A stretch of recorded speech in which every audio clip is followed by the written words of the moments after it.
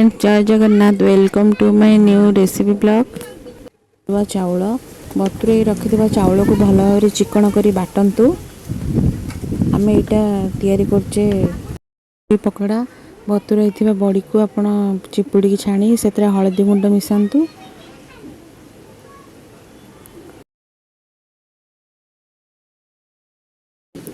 नियंतु स्वाद अनुजाई लुण लंका गुंड किछि बेसन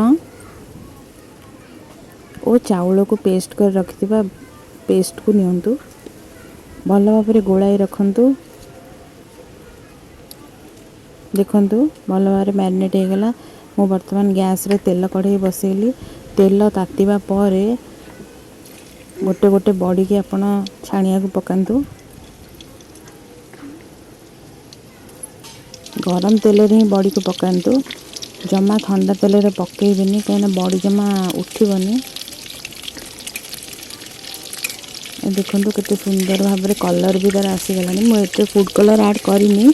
आपण घर जब फूड कलर ऐड करेंगे तो भल कथा ना कि फूड कलर दरकार भी नहीं कहीं छोट पिला आम घर अच्छा मुझे फूड कलर ऐड करनी।